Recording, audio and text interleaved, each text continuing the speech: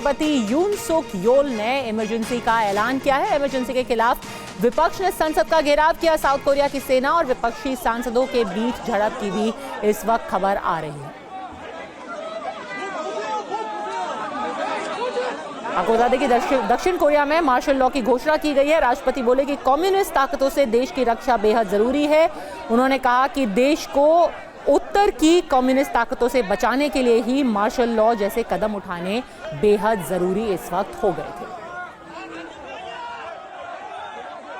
और south Korea के राष्ट्रपति ने सड़कों पर टैंक उतार दिए हैं। सोल की सड़कों पर आर्मर्ड व्हीकल दिखाई दिए। इस वक्त बहुत तनाव की स्थिति बनी हुई है। मार्शल लॉ साउथ कोरिया में लगाई गई है और राष्ट्रपति ने कहा कि कुछ ऐसी कम्युनिस्ट ताकतें हैं जो कि नॉर्थ कोरिया के साथ जिनकी साठगांठ है और उन्हीं से देश की रक्षा करने की जरूरत है। खासतौर पर बहुत गंभीर आरोप लगाए उन्होंने विपक्ष के ऊपर। कहा कि विपक्ष के कुछ नेता हैं, विपक्ष की कुछ पार्टियां हैं जो कि नॉर्थ कोरिया से मिली हुई हैं, जो कि कम्युनिस्ट ताकतों से मिली हुई हैं और उन्हीं से देश की रक्षा करने के लिए मार्शल लॉ बेहद जरूरी इस वक्त हो गई थी।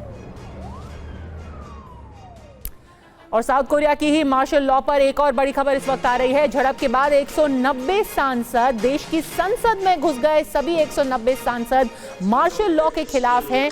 मार्शल लॉ के खिलाफ 190 लोगों ने वोट डाला है। राष्ट्रपति यून मार्शल लॉ के फैसले पर अड़े हुए हैं। तो आर पार की लड़ाई इस वक्त संसद पर भी चल रही है। 190 वोट पड़े हैं मार्शल लॉ के खिलाफ।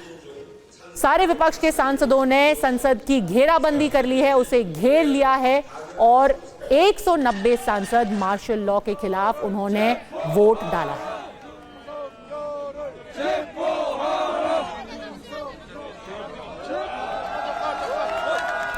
और जो तस्वीरें आप अभी अपने टीवी स्क्रीन पर देख रहे हैं, ये उन्हीं सांसदों की जो आम लोग हैं, सब फौरन संसद पर पहुंच गए और जो फैसला लिया गया है मार्शल लॉ लगाने का, उसके खिलाफ विरोध प्रदर्शन अब सड़कों पर आम जनता और विपक्ष के सांसद उन्होंने शुरू कर दिया है। तो साउथ कोरिया में आखिरकार हुआ क्या क्या है, ये भी हम आपको बता दें। राष्ट्रपति ने सबसे पहले आपातकाल की घोषणा की। आपातकाल का प्रस्ताव संसद से पास नहीं कराया गया। विपक्षी सांसदों को संसद में घुसने से रोका गया। वहां सेना को बुला लिया गया।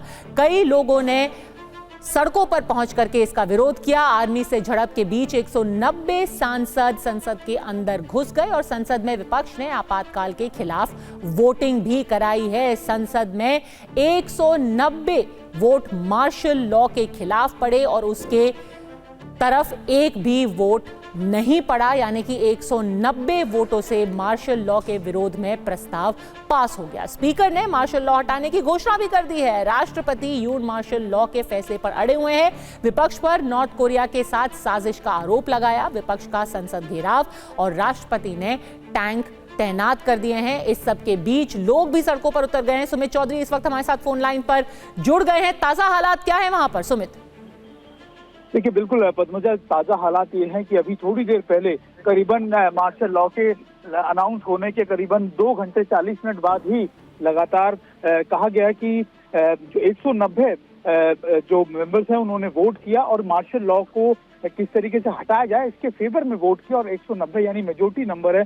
300 मेंबर्स की असेंबली होती है। तो अभी कहा यह जा रहा है कि ना सिर्फ इस पे सवाल खड़े किए गए बल्कि अब जो असेंबली का प्रोटोकॉल या फिर जो उसके नियम कहते हैं उसके मुताबिक मेजोरिटी चाहिए होती है किसी भी राष्ट्रपति के फैसले को बदलने के लिए, उसको डाउन करने के लिए। तो अभी करीबन 190 मेंबर्स ने मेजोरिटी से ज्यादा वोट डाल दिए हैं और कहा यह जा रहा है कि मार्शल लॉ को चैलेंज करते हुए इन सभी ने उसको कहा है कि उसको हटाया जा सके। पद्मजा, तो सुमित अभी स्थिति है क्या? क्या हम ये माने कि इस वक्त साउथ कोरिया में मार्शल लॉ लगी हुई है या नहीं? क्योंकि पहले राष्ट्रपति ने इसको बहाल किया, उसके बाद संसद में इसके खिलाफ 190 वोट से प्रस्ताव पारित कर दिया गया।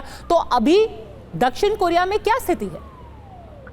देखिए सबसे कमाल की बात यह कि 2022 के अंदर जब 13वें राष्ट्रपति बने थे योन सुक योल, उनके बारे में कहा जाता है कि वो बड़े एक्टिव थे बहुत जल्दी, लेकिन लगातार उनको लेकर ऑपोजिशन का या फिर उनके खुद के लोगों का सवाल था कि करप्शन के चार्जेस लगातार हो रहे थे। लेकिन अभी पिछले आप कह सकते हैं 48 घंटे में जो घटनाक्रम बदला है उसमें उन्होंने मार्शल लॉ इस वजह से लगाया क्योंकि उन्होंने ना सिर्फ नेशनल सिक्योरिटी को एक बड़ा रीजन बताया बल्कि ये भी कहा कि अपोजिशन के कई लीडर जो हैं वो नॉर्थ कोरिया के साथ जुड़े हुए हैं और वो कू करने की कोशिश कर रहे हैं जिससे ना सिर्फ नेशनल सिक्योरिटी को बल्कि पॉलिटिकल स्ट्रक्चर को बहुत बड़ा खतरा हो सकता है। और इसी के बाद एकाएक यानी करीबन 2.5 घंटे पहले खासतौर पर ये मार्शल लॉ का ऐलान कर दिया गया, मीडिया को रोक दिया गया, हर जगह पे मीडिया हाउसेस पे फोर्सेस लगा दी गई, आर्मी को डिप्लॉय कर दिया गया पूरे सियोल के अंदर। लेकिन 2.5 घंटे बाद नेशनल असेंबली के बाहर जो लगातार असेंबली के बाहर जो लोग इकट्ठा हुए, उन्होंने इसको चैलेंज किया, क्योंकि एक प्रावधान जो इसका कहता है कि अगर मार्शल लॉ को चैलेंज करना है या फिर उसको रोकना है तो उसका एक ही प्रावधान है कि मेजोरिटी मेंबर उसके अगेंस्ट में वोट करे। और स्पीकर ने ना सिर्फ नेशनल असेंबली में वोटिंग कंडक्ट कराई, बल्कि 190 लोग जो वहां पहुंचे थे उन्होंने इसके अगेंस्ट में वोट डाला। और अब कहा यह जा सकता है टेक्निकली तो कि मार्शल लॉ के अगेंस्ट वो उनका जो प्रावधान था वो लागू होता है। लेकिन अभी देखना ये होगा कि आखिरकार राष्ट्रपति उसको मानते हैं, क्या उनके खिलाफ इम्पीचमेंट या फिर कोई बड़ा, आप कह सकते हैं कि कोई बड़ा उनके खिलाफ कार्रवाई हो सकती है, ये सभी अभी देखना बाकी है।